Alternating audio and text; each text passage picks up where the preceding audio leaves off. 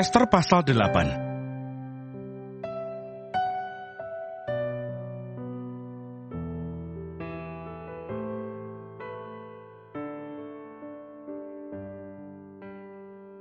Perintah raja yang menguntungkan orang Yahudi. Pada hari itu juga Raja Ahasiweros mengaruniakan harta milik Haman, seteru orang Yahudi kepada Ester sang ratu, dan Mordekai masuk menghadap raja. Karena Ester telah memberitahukan apa pertalian Mordekai dengan dia. Maka raja mencabut cincin meterai yang diambil daripada Haman, lalu diserahkannya kepada Mordekai. Dan Mordekai diangkat oleh Ester menjadi kuasa atas harta milik Haman.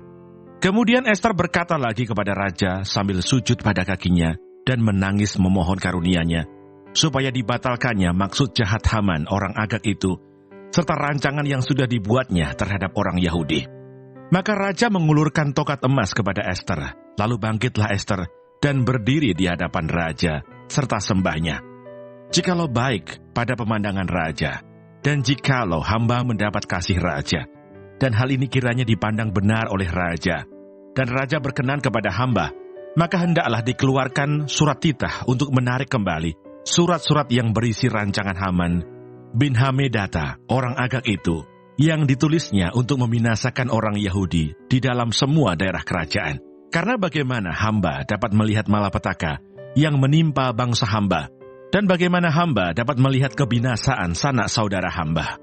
Maka jawab Raja Ahasiweros kepada Ester sang ratu, serta kepada Mordekai orang Yahudi itu, harta milik Haman telah kukaruniakan kepada Ester, dan Haman sendiri telah disulahkan pada tiang, karena ia sudah mengacungkan tangannya kepada orang Yahudi.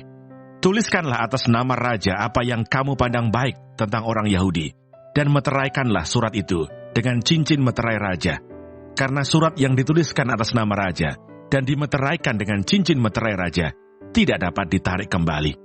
Pada waktu itu juga dipanggillah para panitera raja dalam bulan yang ketiga, yakni bulan Siwan, pada tanggal 23, dan sesuai dengan segala yang diperintahkan Mordekai, ditulislah surat kepada orang Yahudi, dan kepada para wakil pemerintah, para bupati, dan para pembesar daerah, dari India sampai ke Ethiopia, 127 daerah, kepada tiap-tiap daerah menurut tulisannya, dan kepada tiap-tiap bangsa menurut bahasanya, dan juga kepada orang Yahudi menurut tulisan dan bahasanya. Maka ditulislah pesan atas nama Raja Ahasiweros, dan dimeterai dengan cincin meterai raja. Lalu dengan perantaraan pesuruh-pesuruh cepat yang berkuda, yang mengendarai kuda kerajaan yang tangkas, yang diternakkan di pekudaan, dikirimkanlah surat-surat yang isinya, raja mengizinkan orang Yahudi di tiap-tiap kota untuk berkumpul dan mempertahankan nyawanya, serta memunahkan, membunuh, atau membinasakan segala tentara, bahkan anak-anak dan perempuan-perempuan dari bangsa dan daerah yang hendak menyerang mereka dan untuk merampas harta miliknya. Pada hari yang sama di segala daerah, Raja Ahasiweros pada tanggal 13 bulan yang ke-12, yakni bulan Adar, salinan pesan tertulis itu harus diundangkan di tiap-tiap daerah, lalu diumumkan kepada segala bangsa, dan orang Yahudi harus bersiap-siap untuk hari itu akan melakukan pembalasan kepada musuhnya. Maka dengan terburu-buru dan tergesa-gesa, berangkatlah pesuruh-pesuruh cepat yang mengendarai kuda kerajaan yang tangkas itu atas titah raja, dan undang-undang itu dikeluarkan di dalam benteng Susan. Dan Mordekai keluar dari hadapan raja dengan memakai pakaian kerajaan daripada kain ungu tua dan kain lenan, dengan memakai tajuk emas yang mengagumkan, serta jubah daripada kain lenan halus dan kain ungu muda. Maka kota Susan pun bertempik soraklah dan bersukaria. Orang Yahudi telah beroleh kelapangan hati dan sukacita, kegirangan dan kehormatan. Demikian juga di tiap-tiap daerah dan di tiap-tiap kota, di tempat manapun titah dan undang-undang raja telah sampai, ada sukacita dan kegirangan di antara orang Yahudi, dan perjamuan serta hari gembira. Dan lagi banyak dari antara rakyat negeri itu masuk Yahudi, karena mereka ditimpa ketakutan kepada orang Yahudi.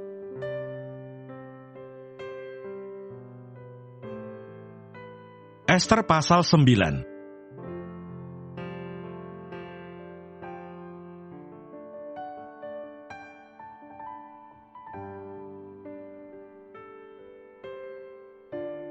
Tindakan orang Yahudi terhadap musuhnya. Dalam bulan yang ke-12, yakni bulan Adar, pada hari yang ke-13, ketika titah serta undang-undang raja akan dilaksanakan, pada hari musuh-musuh orang Yahudi berharap mengalahkan orang Yahudi, terjadilah yang sebaliknya. Orang Yahudi mengalahkan pembenci-pembenci mereka.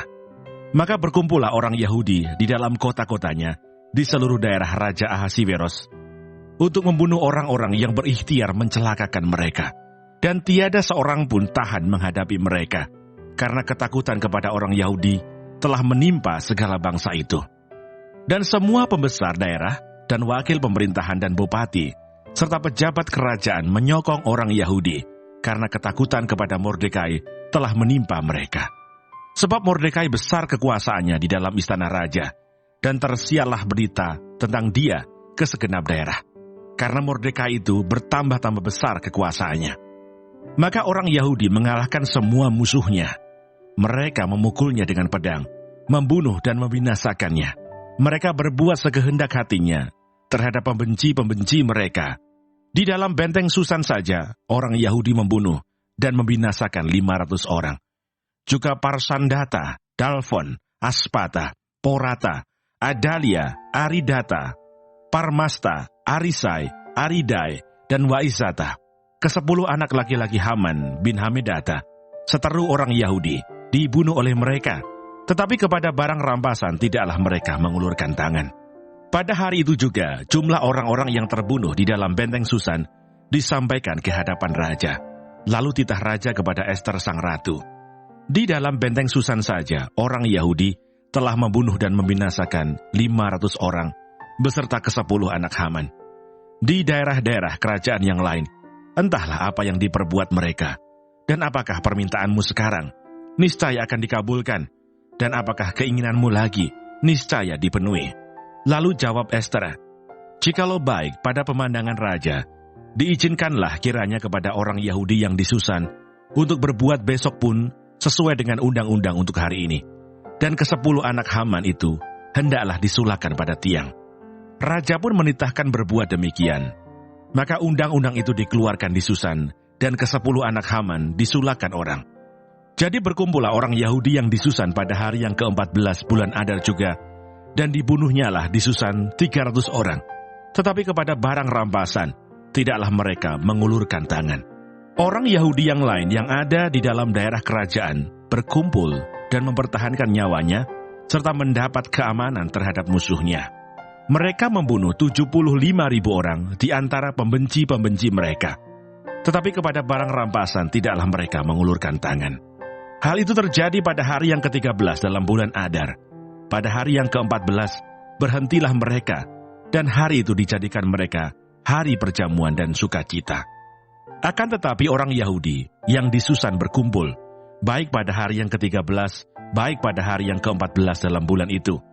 Lalu berhentilah mereka pada hari yang ke-15, dan hari itu dijadikan mereka hari perjamuan dan sukacita.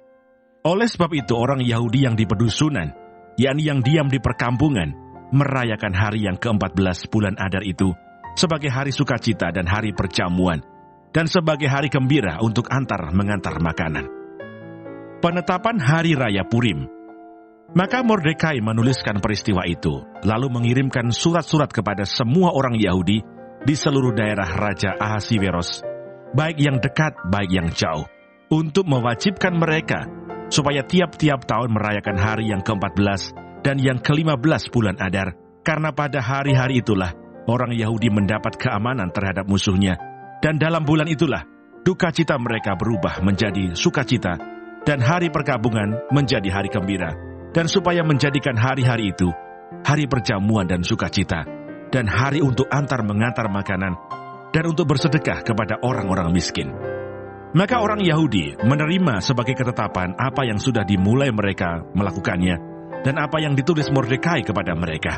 Sesungguhnya Haman bin Hamedata, orang Agag, seteru semua orang Yahudi itu, telah merancangkan hendak membinasakan orang Yahudi, dan dia pun telah membuang pur, yakni undi, untuk menghancurkan dan membinasakan mereka.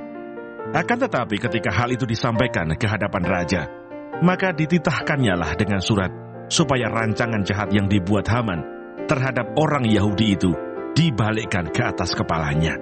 Maka Haman beserta anak-anaknya disulahkan pada tiang. Oleh sebab itulah hari-hari itu disebut Purim, menurut kata Pur. Oleh sebab itu jugalah, yakni karena seluruh isi surat itu dan karena apa yang dilihat mereka mengenai hal itu dan apa yang dialami mereka, orang Yahudi menerima sebagai kewajiban dan sebagai ketetapan bagi dirinya sendiri dan keturunannya dan bagi sekalian orang yang akan bergabung dengan mereka, bahwa mereka tidak akan melampaui merayakan kedua hari itu tiap-tiap tahun, menurut yang dituliskan tentang itu, dan pada waktu yang ditentukan. Dan bahwa hari-hari itu akan diperingati dan dirayakan di dalam tiap-tiap angkatan, di dalam tiap-tiap kaum, di tiap-tiap daerah, di tiap-tiap kota, sehingga hari-hari Purim itu tidak akan lenyap dari tengah-tengah orang Yahudi, dan peringatannya tidak akan berakhir dari antara keturunan mereka. Lalu Ester sang ratu anak Abihail menulis surat bersama-sama dengan Mordekai orang Yahudi itu. Surat yang kedua tentang hari raya Purim ini dituliskannya dengan segala ketegasan untuk menguatkannya. Lalu dikirimkanlah surat-surat kepada 27 daerah kerajaan Ahasiweros dengan kata-kata salam dan setia, supaya hari-hari Purim itu dirayakan pada waktu yang ditentukan, seperti yang diwajibkan kepada mereka oleh Mordekai orang Yahudi itu dan oleh Ester sang ratu, dan seperti yang diwajibkan mereka kepada dirinya sendiri serta keturunan mereka mengenai hal berpuasa dan meratap-ratap. Demikianlah perintah Ester menetapkan perihal Purim itu, kemudian dituliskan di dalam kitab.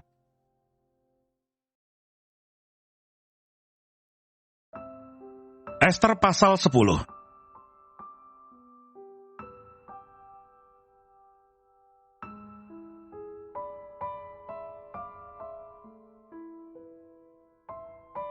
Kebesaran Mordekai. Maka Raja Ahasiweros mengenakan upeti atas negeri dan daerah-daerah pesisir juga. Segala perbuatannya yang hebat serta gagah, dan pemberitaan yang seksama tentang kebesaran yang dikaruniakan Raja kepada Mordekai. Bukankah semuanya itu tertulis di dalam kitab sejarah Raja-Raja Media dan Persia? Karena Mordekai orang Yahudi itu menjadi orang kedua di bawah Raja Ahasiweros, dan ia dihormati oleh orang Yahudi, serta disukai oleh banyak sanak saudaranya. Sebab ia mengikhtiarkan yang baik bagi bangsanya, dan berbicara untuk keselamatan bagi semua orang sebangsanya.